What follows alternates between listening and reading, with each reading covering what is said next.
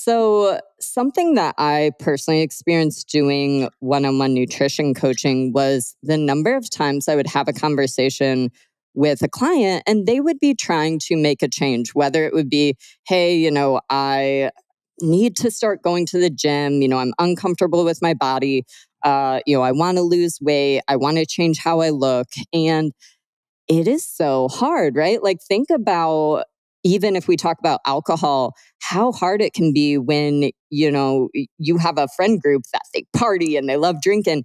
And then maybe you have to be up early the next morning and you got shit to do or whatever it is. Mhm. And, it's like the peer pressure that can happen when you suddenly aren't showing up the way that you've historically always showed up, whether that's alcohol, whether it's, food, fitness, and stuff like that. And so, there's so much to unpack there of like, it's like if you have people in your corner that are supportive and they're about it and, they're your cheerleaders and your support squad versus if it's like imagine trying to lose weight, but your house is full of ice cream and pizza and beer and all the foods that you love. It's just two totally different scenarios of like, well, one, it's going to be difficult no matter what, right? But one is a very much smoother outcome versus it's like, that's hard, right? Like that's fucking hard. So with clients and stuff like that, the number of times that, it's like, I think especially with something like my parents' generation or your parents' generation, it's like a lot of people got married at a very young age, started having kids, real quick. And how many people, it's like over time, you just change, right? Like as Yeah. people, we're always changing, we're always evolving, our interests, our priorities change. And so what happens, because I've been in that relationship before, like that summarized me in college, was it's like, I found CrossFit and I, started eating healthier and I started changing all of these things. And I was like obsessed with the gym. Like I couldn't get enough of lifting and CrossFit and competing in CrossFit and, doing all the things. And then reversely, I had this significant other that I'd been with for years and years, and they didn't have that same passion. It's like they actually tried to go to the gym and, do the thing. And it just like they didn't have that excitement. And they didn't, for them, it was like working out was a chore and the whole eating healthy. It's like there's a lot to unpack there, right? But it's like, that was the deal breaker for me. Was it was just like we had grown apart, and here I was, meal prepping, going to CrossFit every day, doing the most, and then to come home and it, like I said, there would be that that person was always going out drinking every night with his friends, and there was always pizza in the house, and just all these foods, and it was like, well, yo, I gotta go, right? Like this isn't the life that I want to keep living.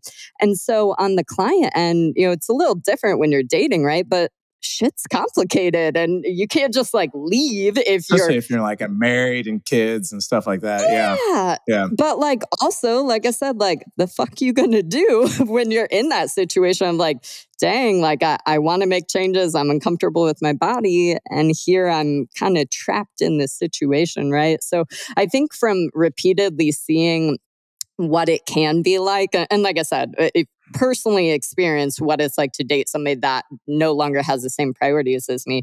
But B, seeing it repeatedly in clients where it'd be like, yo, that's rough, right? So that's just kind of, like I said, my personal experience. But when I was interested in, trying to date and, trying to find, somebody that I wanted to be in a relationship with, it's just really hard to navigate. Like and I think the thing is too, it's like, it's really hard when you meet people that they're like, oh yeah, I don't even lift. And you'd be like, oh, well, this probably ain't gonna work. Shit, right? But same thing, it's like on the eating front, it's like I never expected anybody to be like, hey, I am also gluten-free, dairy-free, meal prepping. But at the same time, it's like being in a relationship with somebody that we both track our macros, we eat the same stuff, we both follow the same training program. Again, it's just so freaking easy because even if we do have, really, really stressful day, really busy, whatever, it's like, hey, it's 8 p.m. Haven't gone to the gym yet. You want to go? And it's like Charlie's always that ride or die, and vice versa, right? Because same thing, it's like he's so busy with his firefighting stuff and classes and all that stuff. And so it's just two totally different scenarios, and how do you make the best choice the easiest choice, right? Like that is, I will always come back to that. It's like the people that are the most successful and have the easiest time getting from A to B are really good at creating that situation. And it starts with the people that you surround, in your close proximity. Yeah. And I mean, you can be selective with that, especially, if you're dating. Dating is hard. Like dating is one of the hardest things ever. I feel like in modern society, somebody likes me and, I kind of like them, but they have these deal breakers, or they have these like not deal breakers, but they have these things that maybe don't align. But maybe I'm just like, because they like me and dating is so hard that they're willing to like settle.